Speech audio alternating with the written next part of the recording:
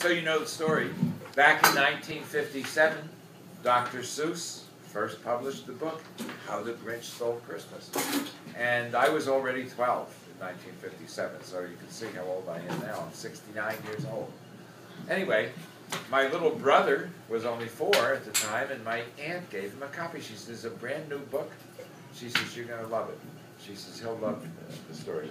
So I read it to him, and I fell in love with this story the first time I read it, instantly. And then he says, you know, like little kids, what does he say? "Read it again." After I read it, what do you think he said? "Read it again. Read it again. Read it again." And I started giving the Grinch a voice. I started giving Cindy Lou a voice. I started thinking about how I could, while I was reading it, I was always reading it. And then at Christmas time, my father used to ask me, "Oh, you got to read that book." And I took the book out and would always read it at Christmas and Christmas Eve. And then I went to college. After I graduated from college, I started teaching. I started teaching 5th grade, and I would read it to my classes at Christmas time. And I did that for years and years and years. And finally, I really don't even know how it came about, but one year, one of my students said to me, he says, "Mr. Hoagland, you don't need to read that." He says, "You've got it memorized." And I didn't really realize that I did. So he took the book, and I recited it, and I've been reciting it ever since. Then in 2009, after teaching for 42 years, I finally retired. And I got an email from one of my students asking me to come to her house for a Christmas party, and they wanted me to tell the story of how the Grinch stole Christmas. That's how I ended up on YouTube, because one of my students took pictures while I was telling the story, and then they had flashcards. They wanted me to add music. They said, "You should put the song in there." I said, "What song?" "You're a mean one, Mr. Grinch." They had cards, and I was trying to read them and do that. It didn't come out very well. That's on YouTube too. It's not very good. But what I did when I got home that night, I went on YouTube and I listened to "You're a Mean One, Mr. Grinch." I went on and I got words, I folded them up, carried them in my pocket. Whenever I had a few minutes, I would memorize another line. Now this, I know, took me 3 months to do the song, How the Grinch Stole Christmas. "You're a Mean One, Mr. Grinch." Practice, practice, practice. And of course I try to practice the voice, and I imitate a little bit of the voice from the cartoon.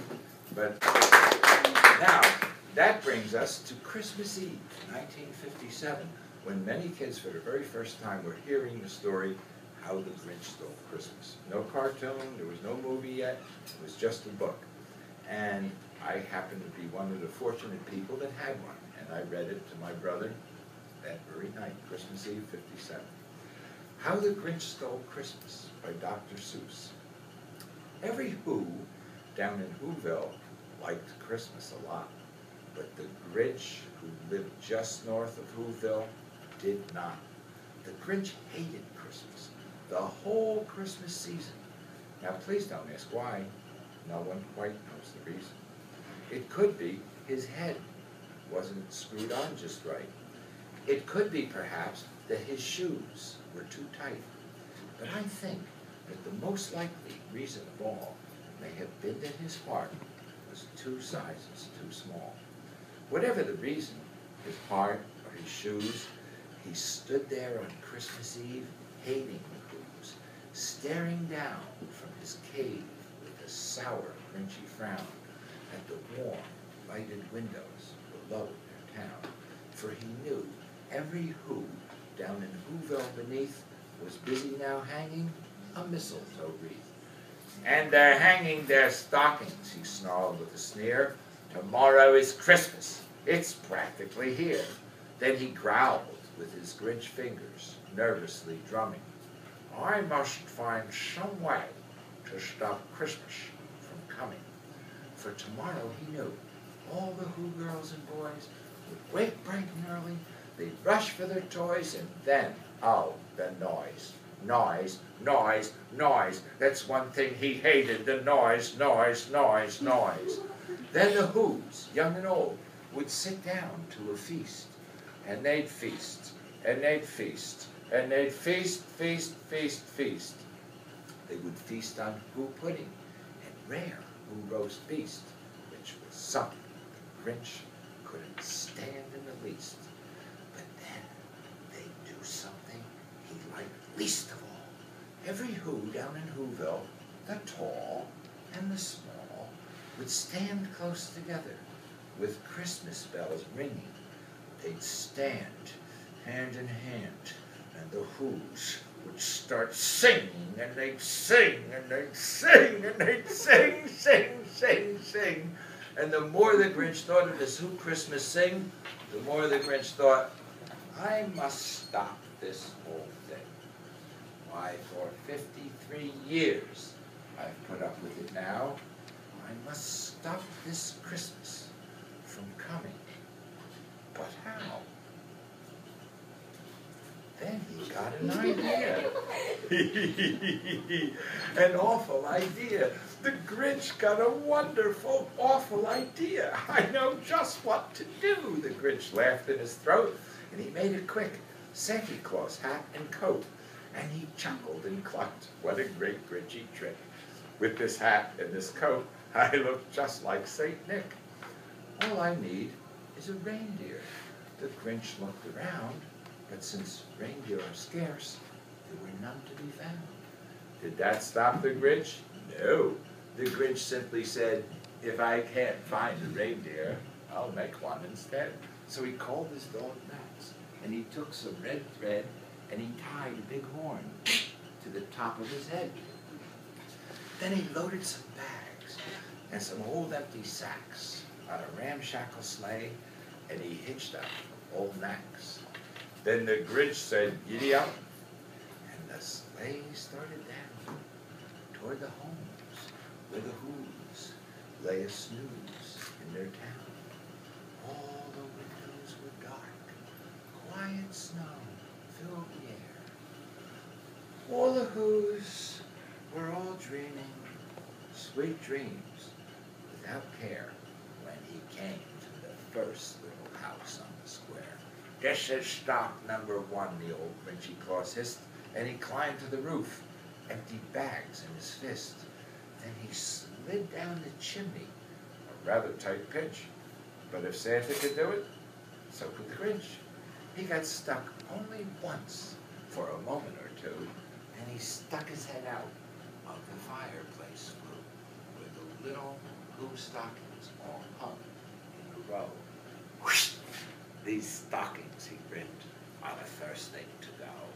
Then he slithered and slunk with a smile most unpleasant around the whole room, and he took every present, pop guns, bicycles, roller skates, drums, checkerboards, tricycles, popcorn, and plums. He stuffed them in bags. Then the Grinch very nimbly stuffed all the bags, one by one, up the chimney. He went to the icebox. He took the Who feast. He took the Who pudding. He took the roast beast. He cleaned out the icebox as quick as a flash. Why, that Grinch even took the last can of Who hash. He stuffed all the food up the chimney with glee, and now, grinned the Grinch, I will stuff up the tree. The Grinch grabbed the tree and he started to shove when he heard a small sound, like the coo of a dove. He turned around fast and he saw a small Who, little Cindy Lou Who was not more than 2. The Grinch had been caught by this tiny Who daughter who got out of bed for a cup of cold water. She stared at the Grinch and said, Santa Claus, why? Why are you taking our Christmas tree? Why? But you know, that old Grinch was so smart and so slick, he thought up a lie. And he thought it up quick. Why, my sweet little tot, the fake Grinchy Claus lied. There's a light on your tree that won't light on one side. So I'm taking it back to my workshop, my dear. I'll fix it up there and bring it back here. And his fib fooled the child, and he patted her head, and he got her a drink, and he sent her to bed. And when Cindy Lou Who was in bed with her cup, he went to the chimney and shoved the tree up. Last thing he took was the log for their fire. Then he went up the chimney himself, the old liar. On the walls, he left nothing but hooks and some wire. And the one speck of food that he left in the house was a crumb that was even too small for a mouse. Then he did the same thing at the other Who's houses, leaving crumbs much too small for the other Who's mouses. It was 1/4 dawn. All the Who's still abed, all the Who's still a-snooze, when he packed up his sled, packed it up with the presents, the ribbons, the wrappings, the tags, the tinsel, the trimmings, the trappings. 3,000 feet up the side of Mount Crumpet, he rode with his load to the tip-top to dump it. Foo-foo to the Who's, he was graciously humming. They're finding out now, no Christmas is coming. They're just waking up. I know just what they'll do. Their mouths will hang open a moment or two, and the Who's down in Whoville will all cry, boo-hoo. That's a sound, grinned the Grinch, that I simply must hear. So he paused, and the Grinch put his hand to his ear, and he did hear a sound rising over the snow. It started out low, and it started to grow.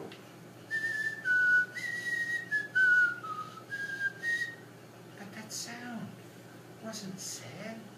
Why, that sound sounded merry. It couldn't be so, but it was merry, very. He stared down at Whoville. The Grinch popped his eyes. Then he shook. What he saw was a shocking surprise. Every Who down in Whoville, the tall and the small, were singing without any presents at all. He hadn't stopped Christmas from coming. It came somehow or other. It came just the same. Then the Grinch, with his Grinch feet ice cold in the snow, stood puzzling and puzzling. How could it be so? It came without ribbons. It came without tags. It came without packages, boxes, or bags. He puzzled 3 hours till his puzzler was sore. Then the Grinch thought of something he hadn't before. Maybe Christmas, he thought, doesn't come from a store. Maybe Christmas, perhaps, means a little bit more. And what happened then? Well, in Whoville, they say, the Grinch's small heart grew 3 sizes that day. And the minute his heart didn't feel quite so tight, he whizzed with his load through the bright morning light. He brought back the toys, the food for the feast, and he himself, the Grinch, carved the roast beast.